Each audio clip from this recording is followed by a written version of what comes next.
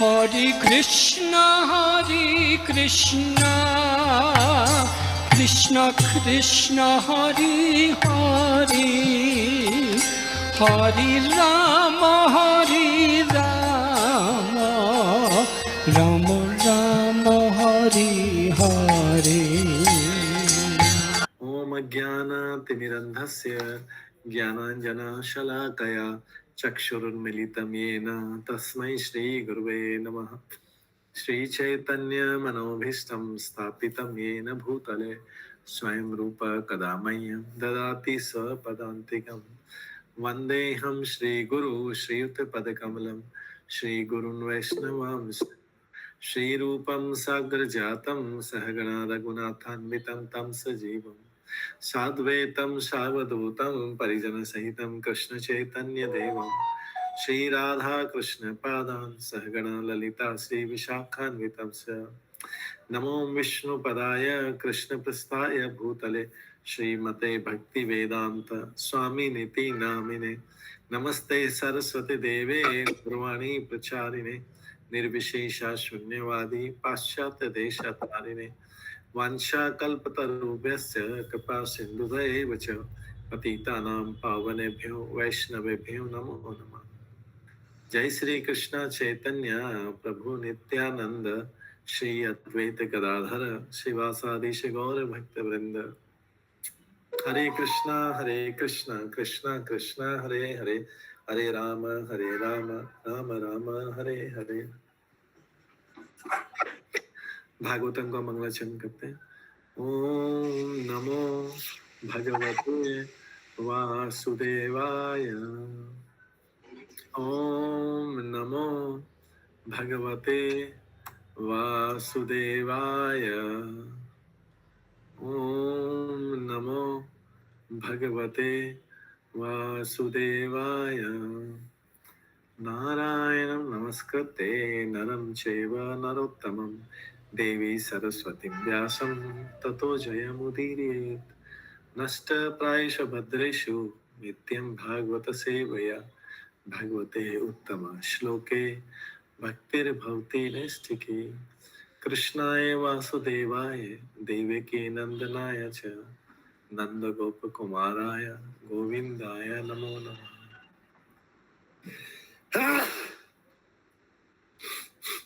हरे कृष्णा।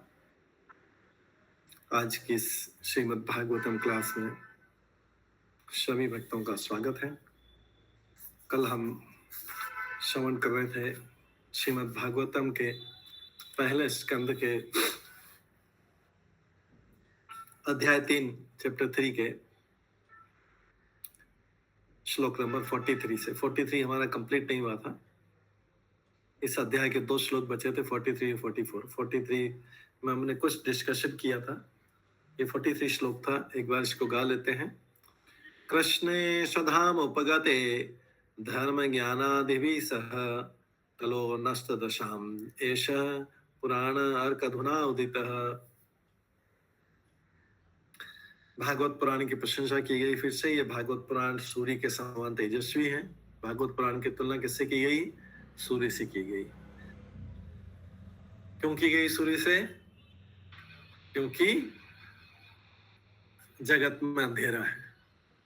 तो भागवतम जो है सूर्य के समान, जब अंधेरा होगा तो सूर्य के प्रकाश से ही सब कुछ दिखाई देगा।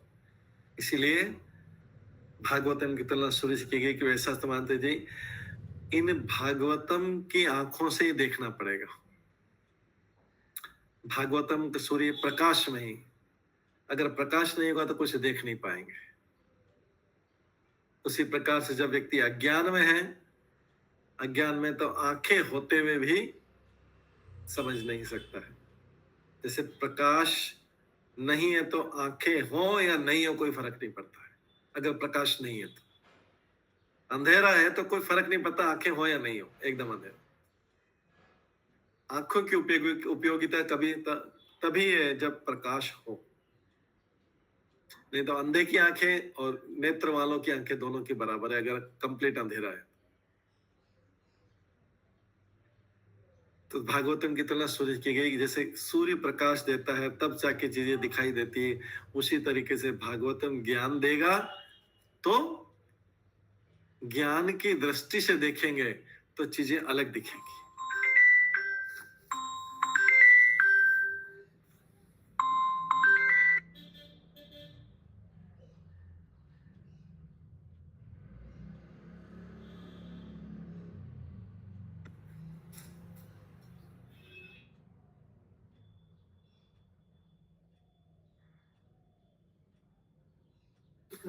तो ये जो है भागवतम जो है ज्ञान, ज्ञान की आंखों से देखने में, ज्ञान की आंखों से देखने में और अज्ञान की आंखों से देखने में चीजों में अंतर पड़ जाता है।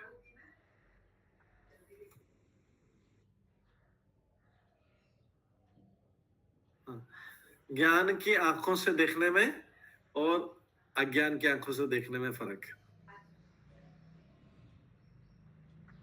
ठीक है, सेम आंखें, भौतिक आंखें सेम है, लेकिन अगर ज्ञान वाली होंगी तो हम एक दृष्टि से देखेंगे व्यक्ति को, और अज्ञान की आंखें होंगी तो दूसरी दृष्टि से देखेंगे। तो ये जो है, इसलिए ये भागवतम पुराण सूर्य के समान तेजस्वी धर्म ज्ञान आदि के साथ कृष्ण द्वारा अपने धाम चले जाने के बाद ही इसका उदय हुआ। जिन लोगों ने कलयुग की में अज्ञान के गहन अंधकार के कारण अपनी दृष्टि खो दी है, उन्हें इस पुराण से प्रकाश प्राप्त होगा। ये पुराण जो है प्रकाश देंगे, किससे देंगे? जिन लोगों ने कलयुग में अज्ञान के गहन अंधकार के अपनी दृष्टि खो दी, अपनी दृष्टि खो दी है,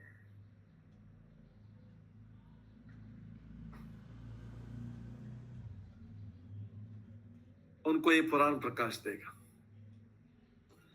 तो कल हमने ये श्रवण किया था कि भगवान श्री कृष्ण का अपना शाश्वत धाम है, जहां वे अपने पार्षदों के तथा साज सामग्री के साथ नित्य भोग करते हैं, आनंदित रहते हैं। कल हमने श्रवण किया था भगवान का वो शाश्वत धाम है। यहाँ पे तो आते जाते रहते हैं भगवान, पृथ्वी पे तो यदा यदा हि धर्मस्य ग्लानिर्भवते भारत अभित्थानाम अधर्मस्य तदात्मानं सृजाम्यहम्, बार बार यहाँ पे तो आते जाते रहते हैं। लेकिन उनका शाश्वत धाम कहाँ है? अपना निज धाम है, जिसको गोलोक धाम या वैकुंठ धाम भी बोला जाता है। वो शाश्वत है, शाश्वत मतलब नित्य, इटर्नल, नित्य धाम है, वहीं पे निवास करते हैं। और जब वहां पे उनकी कौन सी शक्ति काम करती है? वहां पे उनकी कौन सी शक्ति काम करती है? शाश्वत धाम में, ये हमें ध्यान रखना है, शाश्वत धाम में जो भगवान का नित्य धाम है, जिसको निज धाम बोलते हैं, अभी आया था ना ब्रह्म संहिता में, एक निज धाम शब्द आता है। अगर किसी ने ध्यान दिया हो तो गोलोक धाम को निज धाम बोला जाता है, उनका अपना धाम बोला जाता है। गोलोक धाम नि निज धाम नि, गोलोक धाम नि निज धाम नि तले च तस्य देवी महेश हरि धाम सुतेषु तेषु ते ते प्रभाव निचया विहिता चाहिए न गोविंदम आदि पुरुषम तमम भज। गोलोक धाम को निज धाम बोलते हैं। तो भगवान के अपने निज धाम में जो है कौन सी शक्ति काम करती है? वहां का संचालन कौन सी शक्ति करती है? वहां का संचालन आंतरिक शक्ति करती है। कुसुम भगत माता जी,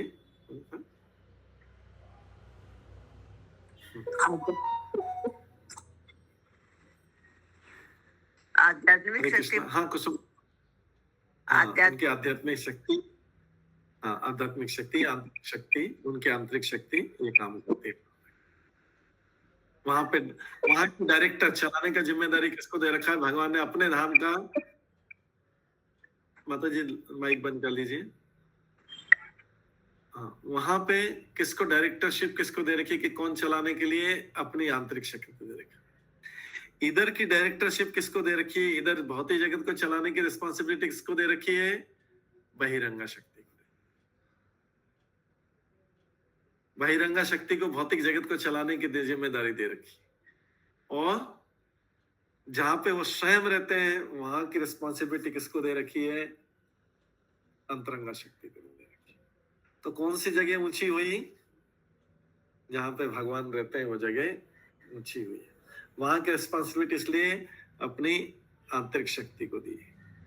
ये जगह थोड़ी नीची हो गई तो यहाँ की रिस्पॉन्सिबिलिटी किसको दे दी? अपनी बहिरंगा शक्ति को दे दी। इसलिए आंतरिक शक्ति को बोला जाता है सुपीरियर एनर्जी, श्रेष्ठ शक्ति, और बहिरंगा शक्ति को, जो इस जगत को चलाने वाली, उसको बोला जाता है निम्न शक्ति। उधर बोला जाता है ऊपर, ऊंची शक्ति ऊपर से वाली चलाती है लोग, निम्न शक्ति नीचे वाला लोग चलाती है। तो हम सब कौन सी, भगवान की कौन सी शक्ति के अधीन है? निम्न शक्ति के अधीन है। भगवान तो नहीं चाहते हैं कि हम निम्न शक्ति के अधीन रहें, भगवान नहीं चाहते, लेकिन क्या करें, हमारी इच्छा है यहीं पे रहने की, हमारी इच्छा है निम्न शक्ति के अधीन में रहने की। भगवान तो बोल रही कि, भगवान बोल रहे हैं कि मेरी जो निम्न शक्ति माया शक्ति है उसके अधीन से, उससे तर जाओ, उससे निकल जाओ बाहर। भगवान बार बार बोल रहे हैं मेरी माया शक्ति के चंगुल से बाहर निकल जाओ। ये उन लोगों के लिए, पापी लोगों के लिए, मूर्ख लोगों के लिए, आप समझदार लोगों के लिए नहीं है निम्न शक्ति। समझदार लोग जो हैं वो मेरी आंतरिक शक्ति के अधीन रहना चाहिए। मूर्ख लोगों, पापी लोगों के लिए सजा देने के लिए ये जो निम्न शक्ति है, सजा देने के लिए। लेकिन लोग क्या है, निम्न शक्ति से बाहर ही नहीं निकलते। क्यों नहीं निकल पाता है? भागवत गीता में श्लोक आता है, देवी ऐषा गुणमयी मम माया दुरत्तया मामेव प्रपद्यन्ते माया मेताम तरन्ति ते। जो लोग मेरी शरण में आ जाएंगे, माया मेताम महामेव प्रपद्यन्ते, प्रपद्य मतलब शरण में, जो लोग मेरी शरण में आ जाएंगे वो माया से तर सकते हैं। बाहर निकलने के भगवान तो प्रयास कर रहे हैं, लेकिन हम लोग निकल नहीं पाते। तो जब भगवान भौतिक जगत में आते हैं तो वो अपनी अंतरंगा शक्ति के साथ में आते हैं, उसी के साथ अपना सारा प्रदर्शन करते हैं, साथ समान, और उसे वो आत्म माया कहते हैं। भागवत गीता में भगवान कहते हैं वे अपनी माया शक्ति, अपनी अंतरंगा शक्ति के साथ नीचे उतरते हैं। आत्म माया उसको छोड़ते नहीं है। किसके साथ नीचे उतरते हैं? अपनी आत्म माया, अपनी शक्ति आत्म माया। जो भगवान की अंतरंगा शक्ति को क्या बोला जाता है? आत्म माया। और यहाँ की शक्ति को क्या बोला जाता है? बाहर की शक्ति को महामाया। यहाँ की शक्ति जो चलाती है निम्न शक्ति, उसको बोलते हैं महामाया। अपनी शक्ति जिससे वो आते हैं, जिसके साथ में आते हैं, अपनी शक्ति भी लेके आते हैं साथ में आत्मा। हालांकि बहिरंगा शक्ति भी उनकी शक्ति है, लेकिन वो जीवों को सुधारने के लिए और दंड देने के लिए है, उसका काम खाली है। तो इसलिए भगवान आते तो अपनी आत्म माया के साथ नीचे उतरते आते हैं। उनका रूप, नाम, यश, साज, सामग्री, धाम, कोई भौतिक सृजन नहीं। वो अपना सारा जो उनका रूप है, मनुष्य जैसा रूप लेते हैं, लेकिन फिर भी भगवान ही रहते हैं। तो अपने साथ अस्त्र शस्त्र सारा लेके आते हैं, लेकिन सब चीजें आध्यात्मिक रहती है। भगवान के हाथ का कोई भी शस्त्र, अस्त्र शस्त्र, शंख, चक्र, गदा, पद्म या धनुष बाण ले हाथ में, कुछ भी ले, वो सब चीजें आध्यात्मिक है। भगवान का जो सुदर्शन चक्र है वो भी उनका भक्त है, जो चक्र है वो भी उनका भक्त होता है, पूजनीय है। उनके हाथ में जो कमल है वो भी उनका भक्त है, उनके हाथ में गदा वो भी उनका भक्त है, जो गदा हाथ में लड़की है वो भी उनका भक्त है, कमल भी उनका भक्त है, शंख भी उनका भक्त है। भगवान के हाथ में जो भी चीज रहती है वो सब उनके भक्त है। भगवान की गदा का नाम क्या है? कोई बताएगा क्विकली? हाँ, कुसुम भगत माता जी। कोमुद। हाँ, कौमुदी। कौमुदी, ठीक है। कविता लोढ़ा माता जी में हाथ करेगा, कौमुद। तो कौमुद के गदा का नाम जो है कौमुद है। ये हमको और किसी की गदा का नाम याद नहीं रखना है। दुर्योधन की गदा का नाम से कोई मतलब नहीं है हमको मतलब है भगवान की गदा क्या है, भगवान का चक्र क्या है, भगवान के शंख का नाम क्या है। ये सब चीजें जो है हमको ये याद रखना, क्योंकि अगर हमें भगवान से प्रेम है तो भगवान की सारी चीजों को याद रखेंगे। जैसे बच्चे से, छोटे बच्चे, छोटे शिशु प्रेम होगा तो उसको कौन सा रेड कलर की शर्ट पहनानी है या ग्रीन कलर की पहनानी है, या सर ये कल कौन सी पहनी थी, फिर आज कौन सी पहनानी है, सब याद रखते हैं ना, ऐसे इसको होता है। कविता कविता लोटा माता जी ने हैंड रेज किया है। माता जी कोई प्रश्न है आपका?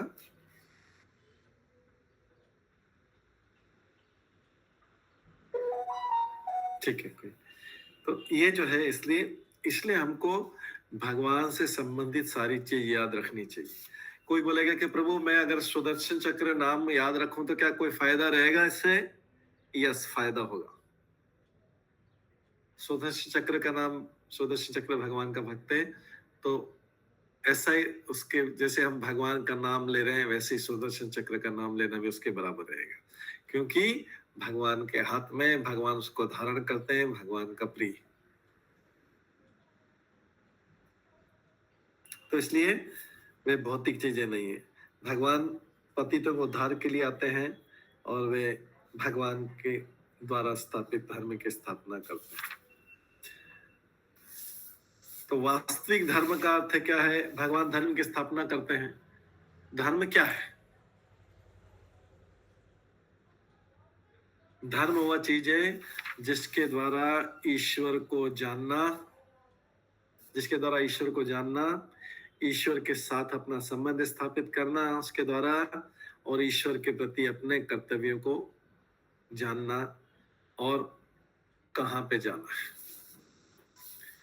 धर्म का मतलब ये, वास्तविक धर्म का मतलब, इसको आप अंडरलाइन कर सकते हैं, ये इंपॉर्टेंट चीज है। वास्तविक धर्म का अर्थ क्या है? भगवान धर्म की स्थापना के लिए आते हैं, लेकिन वास्तविक धर्म का अर्थ क्या है? वास्तविक धर्म का अर्थ है, वास्तविक धर्म का देखिए इसी लाइन में है, नीचे वाले पैराग्राफ में, जो वास्तविक, नीचे नहीं, ये लास्ट, हाँ, वास्तविक धर्म का अर्थ है ईश्वर को जानना। पहली चीज क्या क्या है? धर्म का मतलब क्या होता है? पहली चीज क्या है? ईश्वर को जानना धर्म के द्वारा। दूसरा, ईश्वर को साथ अपने संबंध को स्थापित करना। तीसरा, ईश्वर के अपने कर्तव्य को जानना।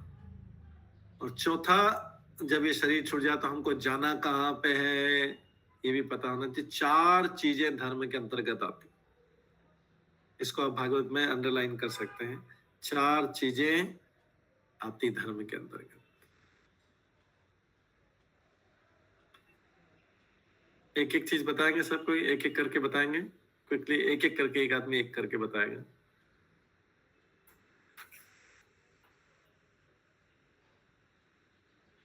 हरे कृष्ण हरे कृष्ण। को जानना, पहले धर्म को जानना। दूसरा, पहले ईश्वर को जानना, संबंध स्थापित करना। हाँ, ईश्वर के साथ फिर जान गए तो फिर संबंध स्थापित करना। तीसरा, उनके प्रति, हाँ, संबंध स्थापित करना। उनके तीसरा, उनके प्रति अपने कर्तव्य को जानना। जब संबंध स्थापित हो गया तो मेरी क्या ड्यूटी है उनके प्रति, ये भी पता होना चाहिए ना, हमारी क्या ड्यूटी है उनके प्रति। और चौथा है कि हम जब ये भौतिक शरीर छोड़ें तो कहाँ पे जाना। ये चारों चीजें जो है धर्म के अंदर आता है। लेकिन जो माया के पास में बंधे हुए हैं, जो जीव बंधे हुए हैं संसार में, वो ये धर्म को नहीं जानते हैं। वो तो बोलते हैं मैं हिंदू हूँ, तो मुस्लिम हो, मैं सिख हूँ, वो ईसाई है, ये वो सारे इधर उधर की बातें कर लेंगे, लेकिन असली चीज को जान नहीं पाएंगे। अब इन चारों चीजों में कहीं हिंदू लिखा है क्या, या कहीं मुस्लिम लिखा है क्या, या कहीं क्रिश्चियन लिखा है क्या, या कहीं सिख लिखा है क्या, या कहीं जैन लिखा है क्या, या कहीं बौद्ध लिखा है क्या? इससे कोई संबंधित है ही नहीं इनका। सीधा सीधा 4 चीजें। कोई हिंदू मुस्लिम सिख ईसाई जैन बौद्ध कुछ भी नहीं लिखा है। लिखा है ईश्वर को जानना, ईश्वर के साथ अपने संबंध को जानना, दूसरी चीजों की, तीसरी चीजों की उसके प्रति अपने कर्तव्य को जानना कि मेरा उनके प्रति क्या काम है, और चौथा है मेरे को जब भी भौतिक शरीर खत्म हो जाए कहाँ जाना है। ये 4 चीजें धर्म सिखाती। तो ज्यादातर लोग जो ये नहीं जानते हैं वो क्या करते हैं, इस संसार में कुत्ते और बिल्ली की तरह रहते हैं। कुत्ते बिल्ली मतलब पशु जैसे रहते हैं। पशु क्या करते हैं? खाना पीना, सोना, मैथुन करना, सेक्स करना, बच्चे पैदा करना और अपनी रक्षा करना, ये 4 चीजें पशु करते हैं, तो वो सारे मनुष्य भी वैसा ही करते हैं। तो कभी किसी को पशु बोल दिया जाए तो बहुत नाराज होता है, बोलते हैं तुम गधे हो।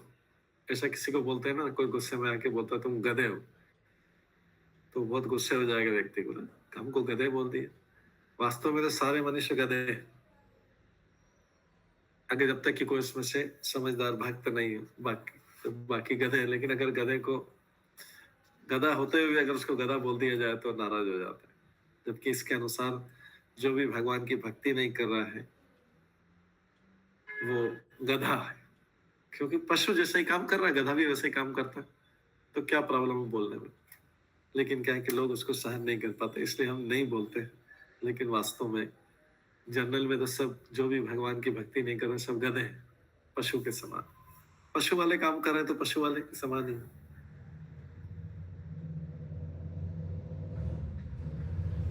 वे अंधे भी हैं साथ में, अरे पशु नहीं है, अंधे भी हैं। वो उनको केवल अपने मन के अलावा, मन बुद्धि अहंकार के अलावा कुछ भी नहीं दिखाई देता है। तो हम इसलिए भगवान ने भागवत गीता का उदय किया उनके प्रकट होने के बाद। तो जो अभी पशु वृत्ति का पालन कर रहे हैं उनको ठीक है, अभी हम पशु नहीं बोल पाएंगे, किसी गधा या कुत्ता नहीं बोल पाएंगे, लेकिन वो तो बनेंगे तो वही जाके। हम थोड़ा एडवांस में बोल रहे हैं कि आप यही काम कर रहे हैं तो आगे जाके यही बनना है, लेकिन अभी वो अभी स्वीकार नहीं करेंगे। लेकिन जब बन जाएंगे तब हम आराम से बोल सकते हैं कि वो ऑलरेडी बने हुए हैं, वो इस जीवन में अगर वैसा काम करें तो बने हुए हैं, लेकिन वो स्वीकार करने को तैयार है। लेकिन अगला जीवन जो मिलेगा उसमें स्वीकार कर लेंगे वो चीज। तो यहाँ पर जो है भगवान ने इसलिए भागवतम और भागवत गीता का उपदेश दिया है, और इसके बाद में उन्होंने व्यास देव जी को ये शिक्षा दिलवाई। किससे दिलवाई व्यास देव जी की शिक्षा? नारद मुनि से शिक्षा दिलवाई। नारद मुनि व्यास देव के गुरु थे इस जगत के अंधे लोगों के लिए। अब जिनको भी कलयुग में प्रकाश चाहिए, जिनको कलयुग में प्रकाश चाहिए, उनको इन दोनों ग्रंथों का से प्रकाश मिल सकता है, भागवत गीता और भागवतम से मिल सकता है। तो इनकी शरण लेनी चाहिए। किसकी शरण लेनी चाहिए? इन भागवत गीता और भागवतम की शरण लेनी चाहिए, इससे जीवन का लक्ष्य पूरा हो जाए। और श्रीमद् भागवतम क्या है? श्रीमद् भागवतम पढ़ने से भागवतम जल्दी समझ में आ जाएगा। उसका प्रारंभिक अध्ययन है श्री भागवत गीता जो है, भागवत गीता भागवतम का प्रारंभिक अध्ययन है। मतलब भागवत गीता में संक्षेप में भगवान ने उपदेश दिए हैं, वही सारे उपदेश को विस्तृत रूप में भागवतम में व्यास देव जी ने समझाया है। तो बिगिनिंग जो है ABCD भागवत गीता से चालू के फिर भागवतम समझ सकते हैं।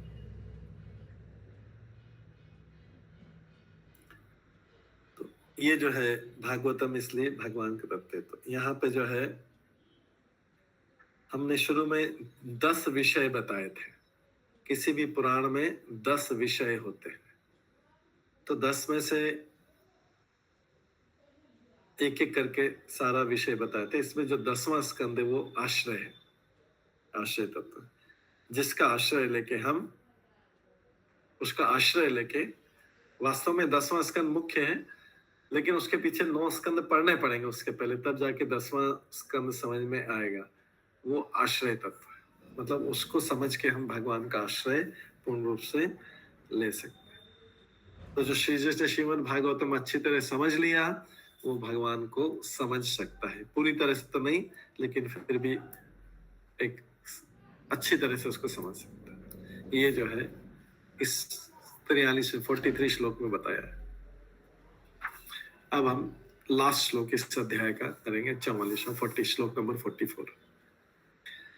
तत्र कीर्त्यतः विप्र ऋषे भूरि तेजसः अहं च अध्यगमं तत्र निविष्ट तत् अनुग्रह सहम वा श्राविष्यामि यथाधितं यथामति।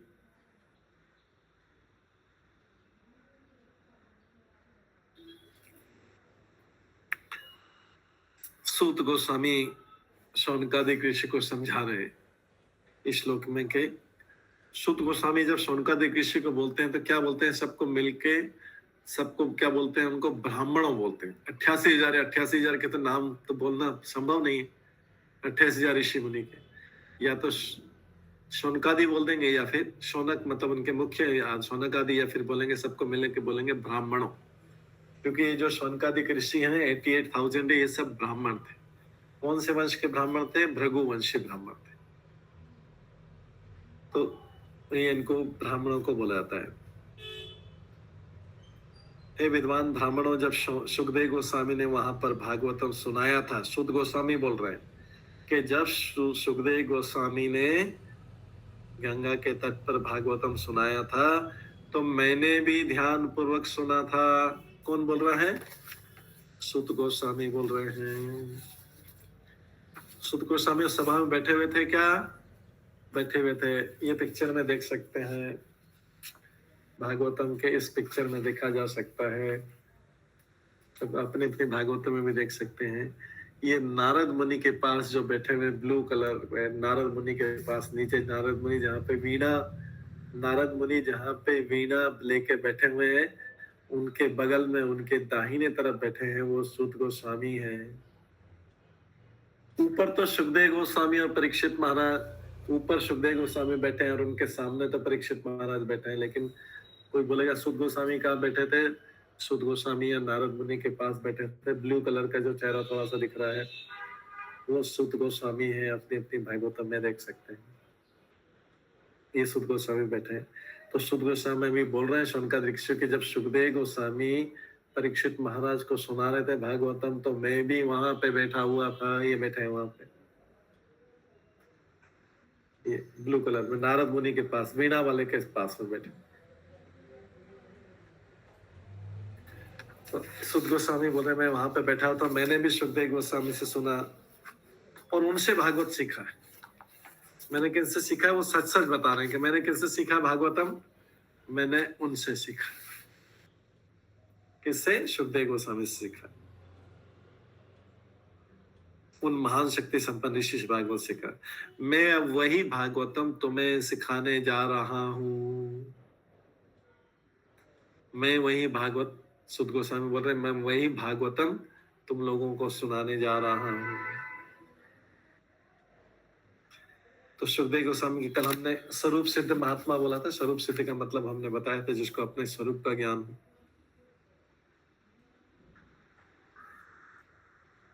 तो जिसने स्वरूप सिद्ध महात्मा से सुन रखा है उसको भागवतम के हर पेज में भगवान का साक्षात्कार हो सकता है। भागवतम का हर पेज पढ़ने से उसको साक्षात्कार हो सकता है। जिसने स्वरूप सिद्ध व्यक्ति का भागवतम सुना है उसको हर पेज में भगवान का साक्षात्कार हो सकता है। लेकिन अगर वो किसी किराए के कथावाचक से सुनेगा, किराए के कथावाचक कौन होता है? जो कथा को किराए पे सुनाता है। उसको पहले किराया चाहिए, पहले उसको किराया चाहिए, फिर वो कथा सुनाएगा। उसको आने का समय, जो उतना समय देगा वो कथावाचक पैसा लेगा, बोलेगा मैं इतने समय आपके आऊंगा, इतना पैसा चाहिए।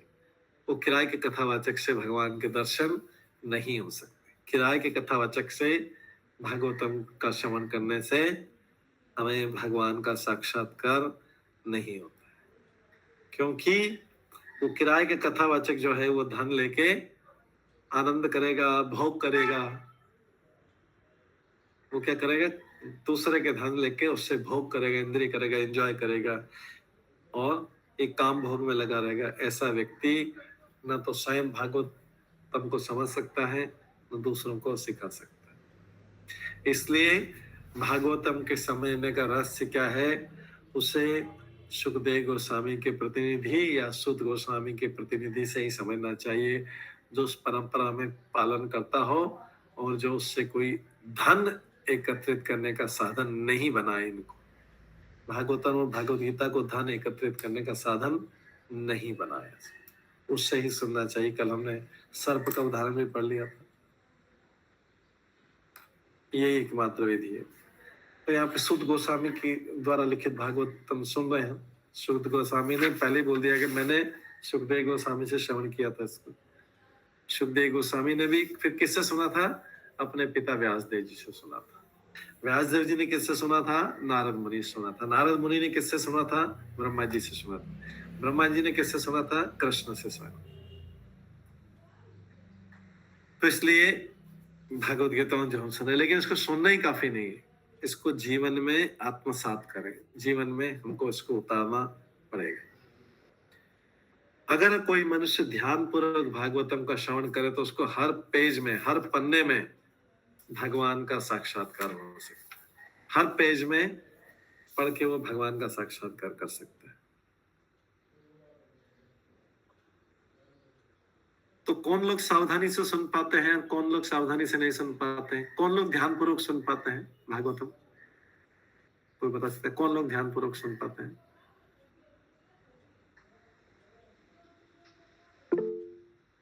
हाँ शिवानी माता जी बताइए। हरे कृष्णा प्रभु जी, धन्यवाद प्रणाम।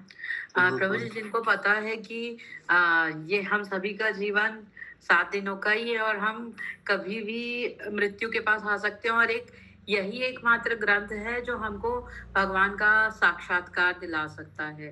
और हमको लगेगा अभी तो बहुत लंबी लाइफ हम जीते ही रहेंगे, तो हम कभी भी ध्यान से नहीं सुनेंगे और इसको सीरियसली नहीं लेंगे। ओके, और बताइए कविता माता जी बताइए। यस, और यस प्रभु, हरे कृष्णा। जो शरणागत हैं भगवान के, जो शरणागत है। Okay good. और आगे तीसरा। और आप दोनों हैंड डाउन करिए, फिर आगे के लिस्ट देखने को मिलेगा। पालिका माता जी।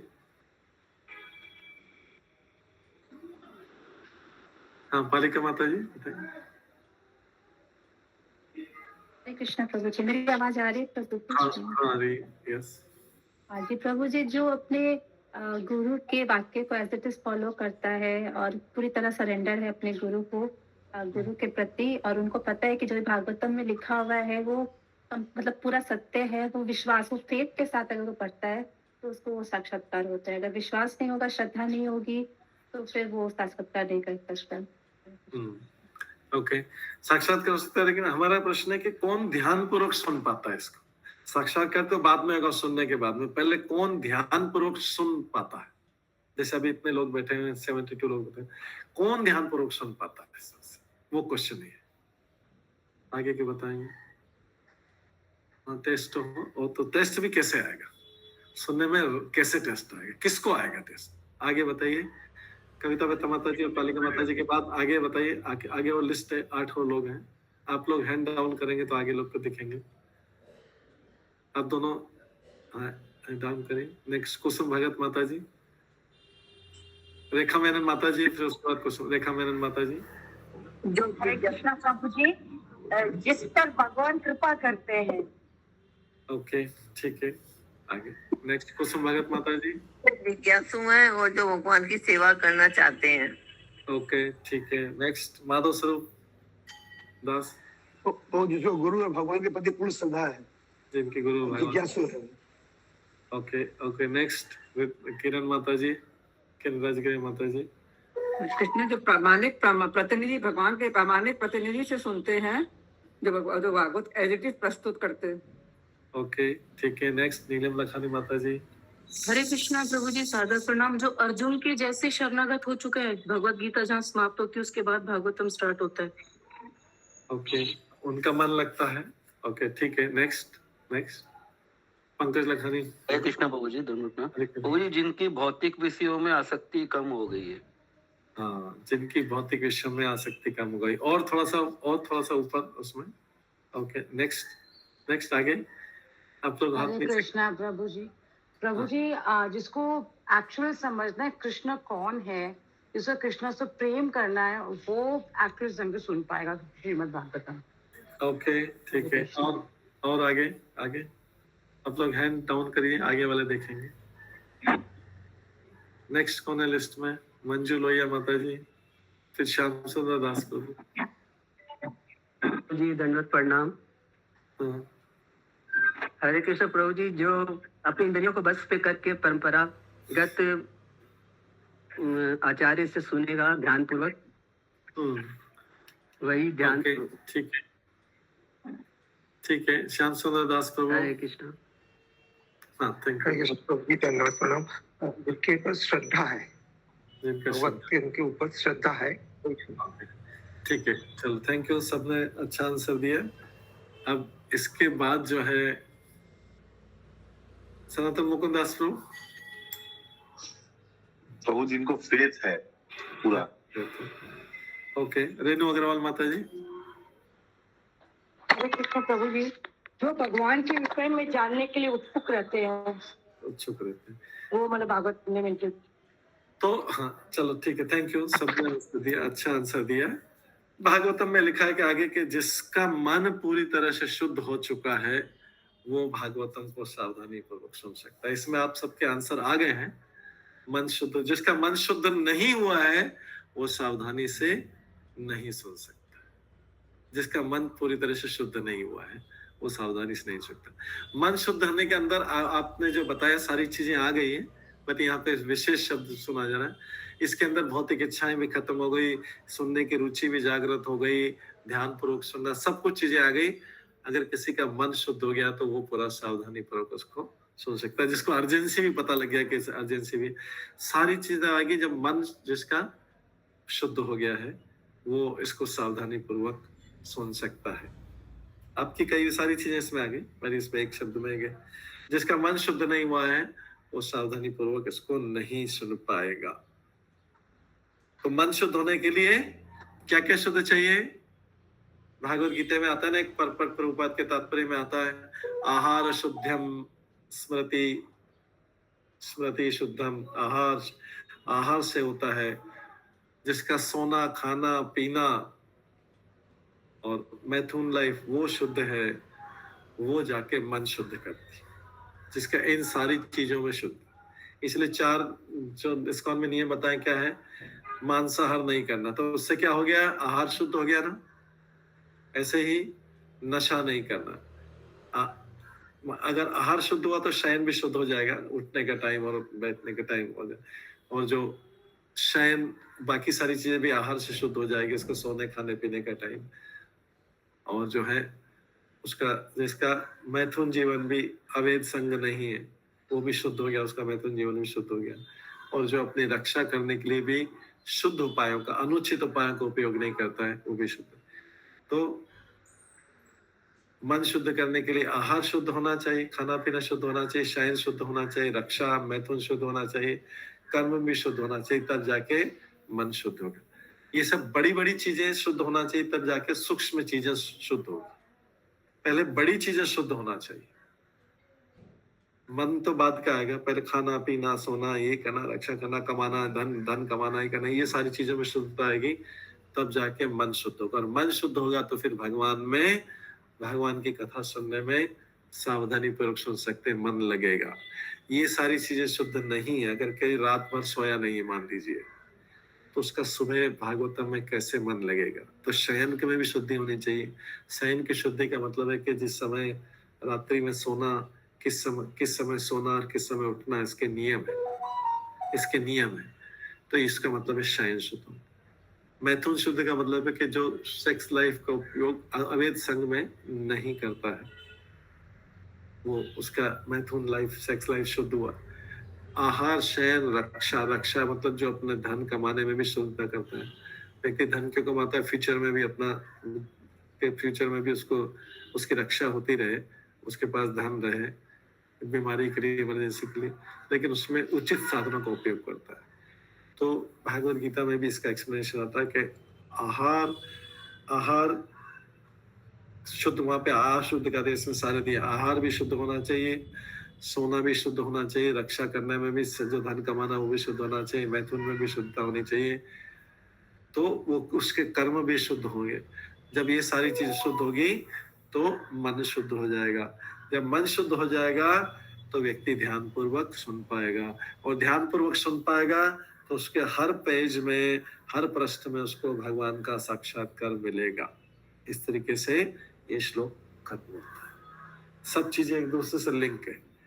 कोई सोचेगा कि रात को मैं ड्रिंक करूंगा और रात को 12-1 बजे सोऊंगा, ड्रिंक करके सोऊंगा और सुबह में भागवतम सुन लूंगा, तो वो शुद्ध नहीं हो पाएगा। वो भागवतम सुनते हुए भी श्रोता के बीच में बैठा रहेगा, लेकिन जो है वो उसको ध्यान पूर्वक उसको समझ नहीं पाएगा, सावधानी पूर्वक सुन नहीं पाएगा, उसका मन लगेगा नहीं, सुन लेगा। ठीक है। सनातन मुकुंद प्रभु का हैंड रेज है, हाथ खड़ा हुआ है।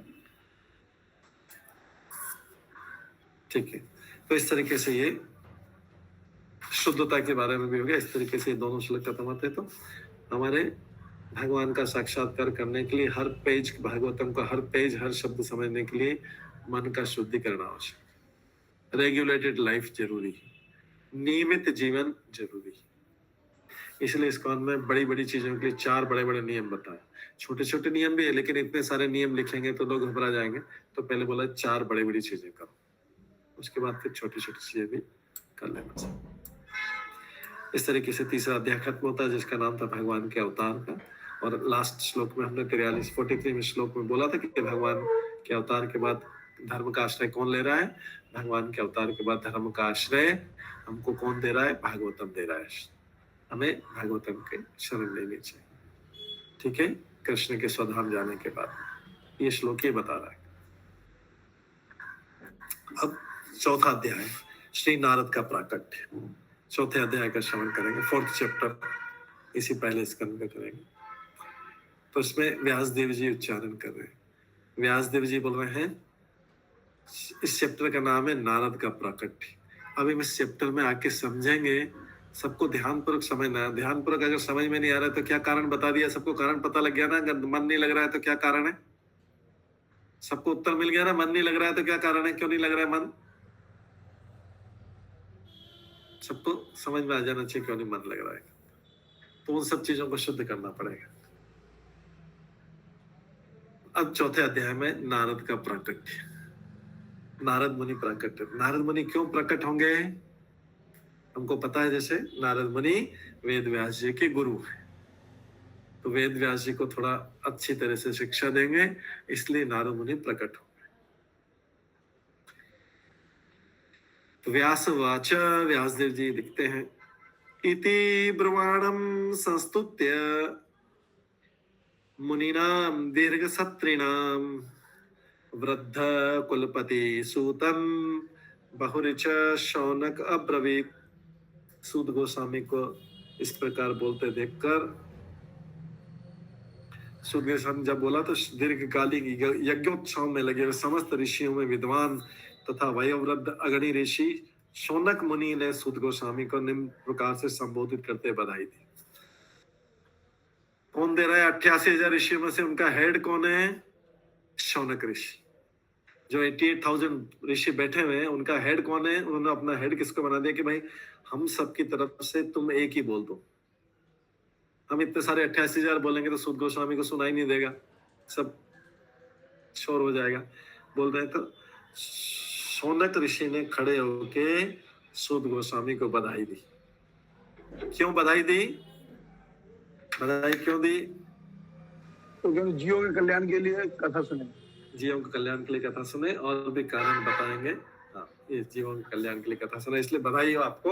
आप हम सबको ये कल्याण के लिए बता रहे हैं। ये सब लोग किसमें लगे हुए थे? दीर्घकालीन यज्ञोत्सव में लगे हुए थे। इन्होंने पहले क्या किया था? जब सूत गोस्वामी सभा में नहीं पहुंचे थे तो सब लोगों ने 1000 वर्ष यज्ञ करने का प्लान बनाया था।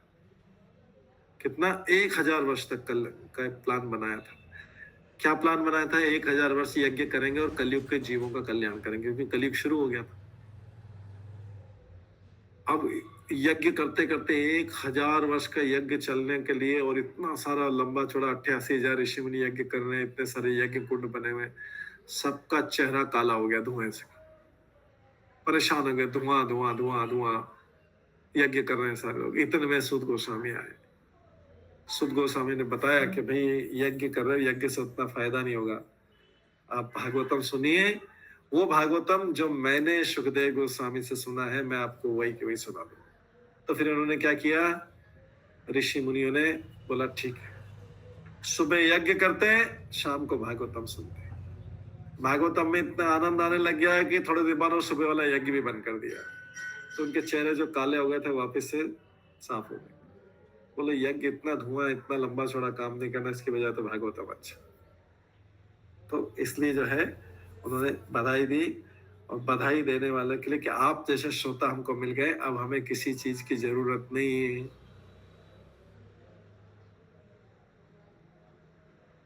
तो खड़ा कौन हुआ उसमें से, जो मुख्य था शौनक ऋषि, जो सबसे वयोवृद्ध, जो सबसे बूढ़े थे, सबसे एजड थे, उनको सबने बोला आप ही खड़े हो जाइए। हमें कोई लड़ाई झगड़ा नहीं कि मैं खड़ा होऊंगा, मैं बोलूंगा, तो मैं ये खड़ा होगा, वो बोलेगा, नहीं, आप खड़े हो जाइए हमारी सबकी तरफ से, और आप इनको सूत गोस्वामी को हमारी सबकी तरफ से बधाई दे दीजिए।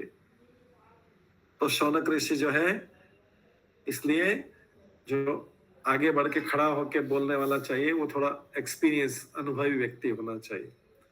शौनक ऋषि जो थे, हेड थे, उन 88,000 ऋषियों में हेड थे, उनमें सारी योग्यताएं थी।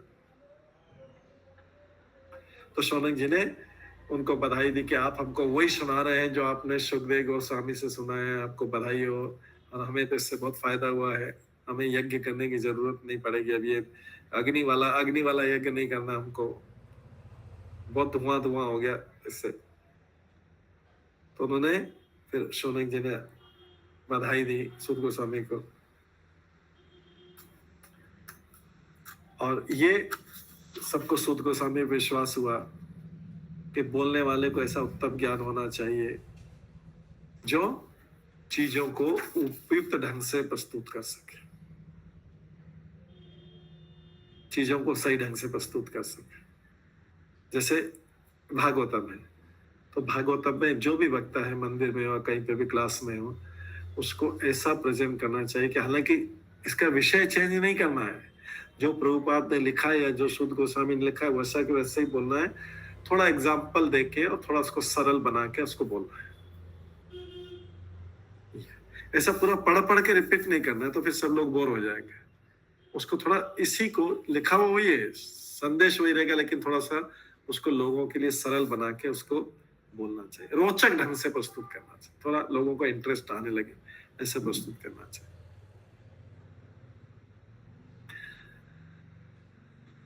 अतः इस सभा में श्रोता और वक्ता दोनों प्रामाणिक थे। सुनने वाला भी प्रामाणिक होना चाहिए। प्रामाणिक मतलब होता है वो भी कृष्ण भावनामृत के उस जो संप्रदाय उसका नियमों का पालन करे, सुनने वाला भी और बोलने वाला भी होना चाहिए, दोनों प्रामाणिक होना चाहिए, जिससे दोनों इसको समझ सकते और आगे भक्ति में बढ़ सके। नहीं तो भागवतम को सुनना और बोलना दोनों व्यर्थ हो जाएगा, बेकार का लेबर हो जाएगा, अगर सुनने वाले का भी रुचि नहीं है और बोलने वाले की भी रुचि नहीं है। तो शौनक ऋषि जो है ये भी बोलते हैं, श्लोक नंबर 2 में बोलेंगे, शौनक वाचा, उनको बधाई दे रहे हैं, उनकी प्रशंसा भी कर रहे हैं, वक्ता की प्रशंसा कर रहे हैं। क्या बोल रहे हैं शौनक मुनि, क्या बोल रहे हैं? सूत सूत महाभागा वदनो वदताम वर कथाम भागवतीम पुण्याम यथा भगवान शुकः। शौनक ऋषि बोलते हैं, जब खड़े होके 88,000 ऋषियों की तरफ से बोल रहे हैं, हे सूत गोस्वामी, सूत हे सूत गोस्वामी, महाभाग, आप बहुत भाग्यशाली हैं। क्यों भाग्यशाली हैं? और वदताम वर, आप आदरणीय, सम्मानीय, भाग्यशाली में और सम्मानीय भी है। क्यों भाग्यशाली हैं? क्योंकि आप हमको श्रीमद् भागवतम की पुण्य कथा सुना रहे हैं। शौनक ऋषि जो बोल रहे हैं कि आप हमको, आप इसलिए भाग्यशाली है कि आपकी भगवान की ये पुण्य देने वाली, पुण्य मतलब ये पाप पुण्य वाला पुण्य नहीं, भक्ति, कई बार पुण्य और भक्ति शब्द एक जैसा यूज होता है। तो ये जो आप हमको कथा सुना रहे हैं, आप कितने भाग्यशाली हैं कि आप हमको ये वाली कथा दे रहे हैं, इस कथा का दान दे रहे हैं। दान वाला व्यक्ति जो है पुण्य कमाता है ना, तो यहाँ पे भी आप कितने भाग्यशाली हैं, आप हमको ये कथा दे रहे हैं जो सबका पुण्य करने वाली है और सबका पुण्य करने वाली है। आप भाग्यशाली भी, सम्मानीय भी हैं। आप हमें ये कथा आगे और बताइए, पुण्य कथा कहें, जिसे आपको महान तथा शक्ति संपन्न ऋषि सुखदेव गोस्वामी ने सुनाई थी।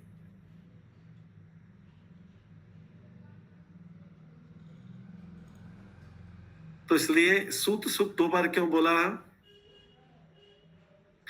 एक तरफ अपनी तरफ से बोला सूत गोस्वामी, एक तरफ बाकी लोगों की तरफ से भी। लेकिन 88,000 लोग बोलेंगे तो सूत सूत सूत सुनने में ऐसा ही सारा टाइम निकल जाएगा।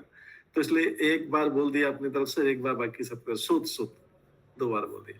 सूत सूत महाभागो, आप बहुत भाग्यशाली हैं। और वदतो वदनो वदताम वर, बोलने वालों में आप जो बोल सकते हैं तथा सुना सकते हैं, उनमें आपसे भाग्यशाली है। आप बोल तो सकते हैं लेकिन दूसरों को भी सुना सकते हैं, मतलब दूसरे भी सुनने के लिए तैयार होना चाहिए। तो आप बहुत भाग्यशाली हैं, क्योंकि हम सब लोग आपके कथा सुनने में हमको उत्सुक है। हम लोग इसको आपके मुख से सुनना चाहते हैं। क्यों आपसे मुख से सुनना चाहते हैं?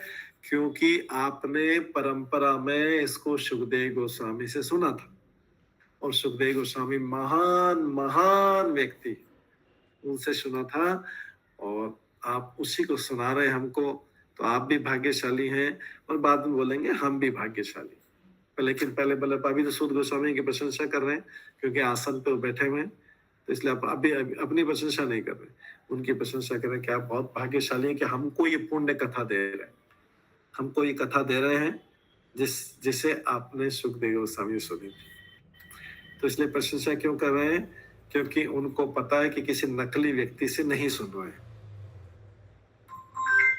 किसी नकली व्यक्ति से नहीं सुन रहे।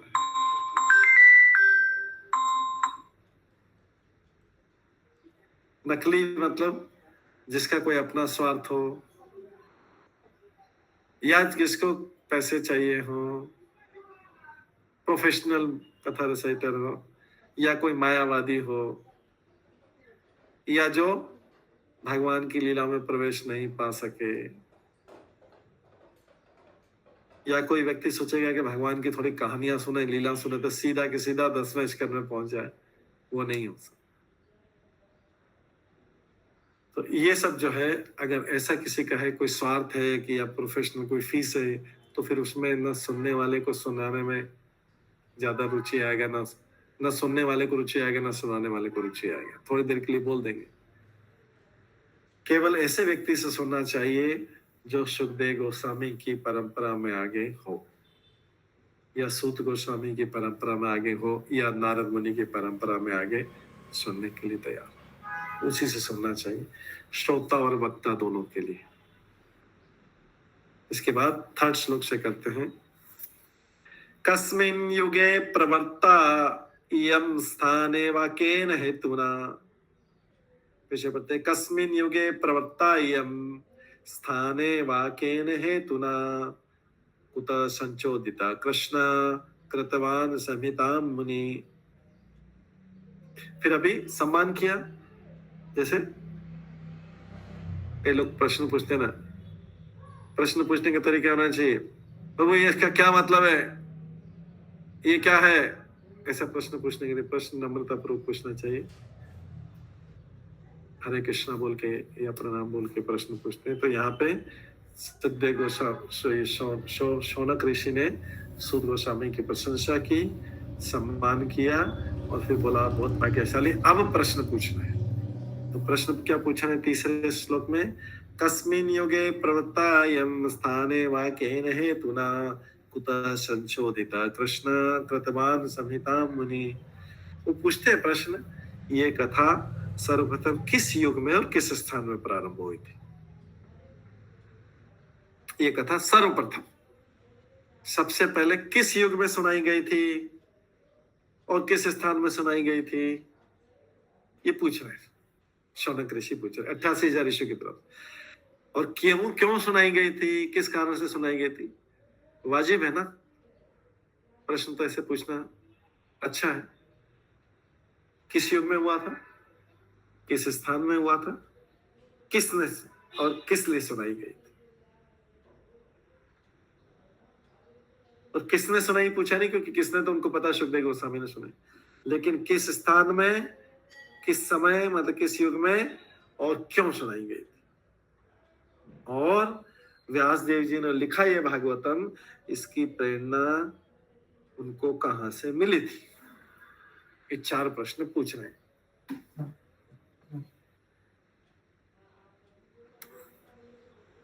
तो तात्पर्य में प्रभुपाद बताते हैं कि चूंकि श्रीमद् भागवतम वेद व्यास जी की विशिष्ट कृति, मतलब स्पेशल बनाया गया इसको ही, ये सारे वेदों जैसा सारे वेद बनाए, 4 वेद बनाए, 18 पुराण बनाए हैं, 108 उपनिषद बनाए हैं, महाभारत बनाए, लेकिन इसमें सब में ये जो भागवतम है स्पेशल विशेष कृति वेद व्यास जी के लिए। तो वेद व्यास जी ने इसको बनाया था। बाकी जो है उन्होंने पहले ही सारी चीजों की रचना कर दी थी, लेकिन श्रीमद् भागवतम उन सबसे श्रेष्ठ है, उन सबसे ज्यादा दिव्य है। क्यों दिव्य है? क्योंकि इसमें कुछ भी सांसारिक चीजें नहीं है।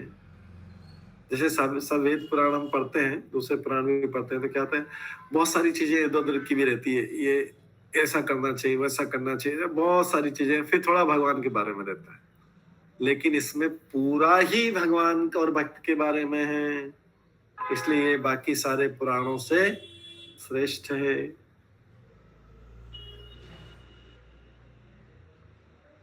फिर आगे प्रश्न पूछ रहे हैं,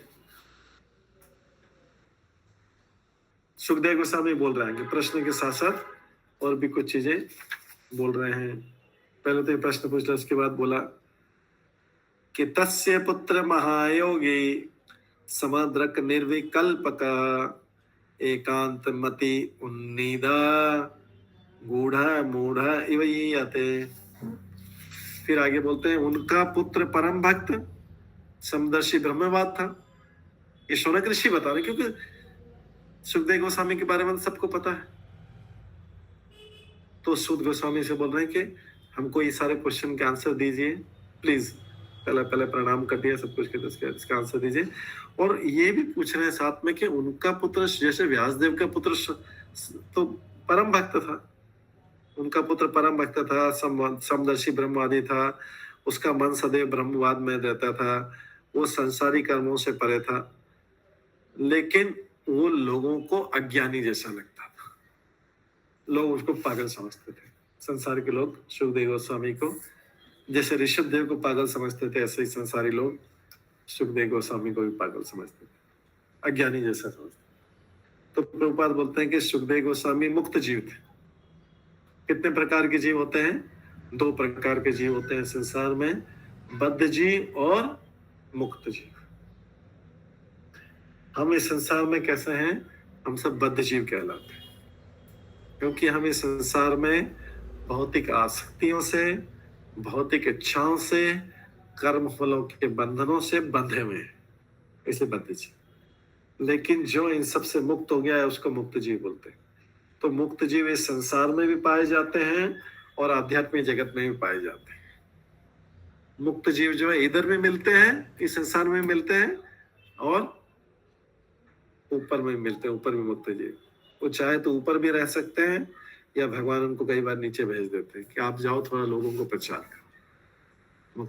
लेकिन बद्ध जीव खाली इधर ही रहता है, इस संसार में ही रहता है, भौतिक संसार में। बद्ध जीव ऊपर नहीं जा सकता, बद्ध जीव ऊपर नहीं जा सकता, उसको पहले मुक्त होना पड़ेगा। लेकिन मुक्त जीव दोनों स्थानों में रह सकता है। भगवान चाहे तो भगवान की सेवा करने के लिए संसार में भी रह सकता है और ऊपर के लोक में भी रह सकता है। तो यहाँ पे जो सुखदेव गोस्वामी मुक्त जीव थे, इसलिए उनके जन्म की कथा में तो आता ही है, जन्मी की कथा तो सब जानते हैं, फिर भी बोल देते हैं कि सुखदेव गोस्वामी जो है 16 वर्ष तक अपनी माता के गर्भ से बाहर निकलने को तैयार नहीं थे। कई लोग बोलते हैं 12 वर्ष, लेकिन ज्यादातर जगह 16 वर्ष लिखा है। 16 वर्ष तक माता के गर्भ में रहे।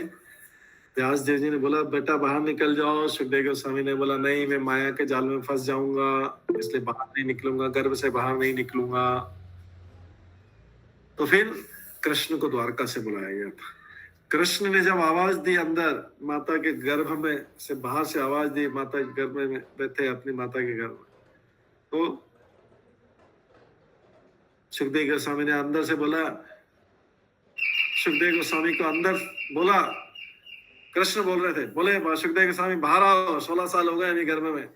सुखदेव गोस्वामी भगवान ने बोल दिया, बोले भगवान ने साथ में बोल दिया कि मेरे आशीर्वाद के कारण तुम माया में नहीं फंसोगे, बाहर आओ चलो। सुखदेव गोस्वामी तुरंत बाहर आ गए माया की माता के घर से। लेकिन बाहर आके फिर कृष्ण तो बोल के चले गए, कृष्ण द्वारका चले गए वापस। अब सुखदेव गोस्वामी कृष्ण के कहने में बाहर तो आ गए, लेकिन फिर से जंगल की तरफ भागने लगे थे। फिर से जंगल की तरफ भागने, कहीं फंस नहीं जाओ माया में, फंस नहीं जाओ माया। तो कितना सुखदेव गोस्वामी को इतना डर, इतना भय लगता था कि कोई माया में फंस नहीं जाए। हमें पूरे माया में डूबे हुए फिर भी कोई डर नहीं लगता है। हम पूरे डूबे हुए हैं लेकिन कोई डर नहीं लगता है। लेकिन सुखदेव गोस्वामी, क्योंकि हम तो, हमारी कोई जाने की इच्छा भी नहीं है कहीं पे, इसलिए पूरे डूबा हूँ।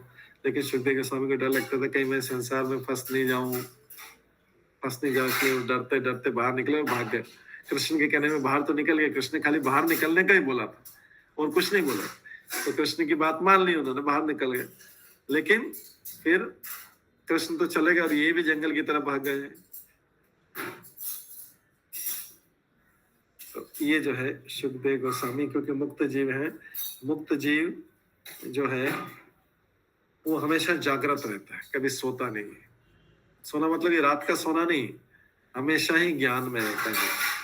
हम लोग कभी अज्ञान में चले जाते हैं, कभी ज्ञान में चले जाते हैं।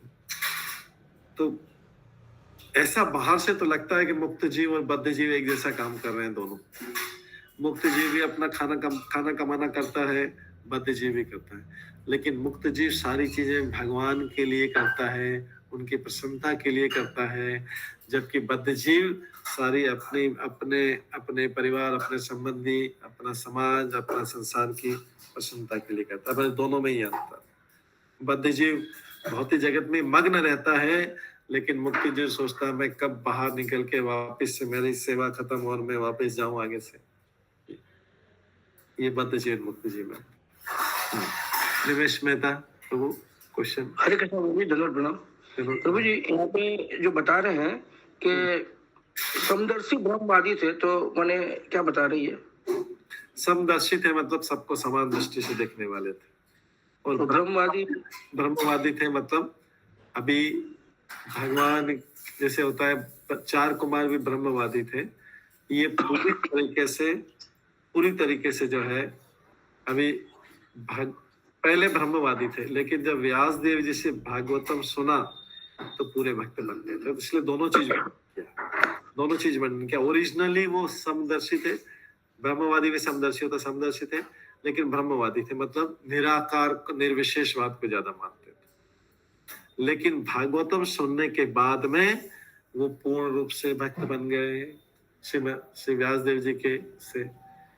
तो ओरिजिनली तो ये गोलोक वृंदावन में थे, ओरिजिनली तो वो भक्ति थे, लेकिन यहाँ पे जो रोल करने आए थे, यहाँ पे जब आए थे तब ब्रह्मवादी थे। जैसे होता है ना, कई बार कई व्यक्ति रोल करने आता है।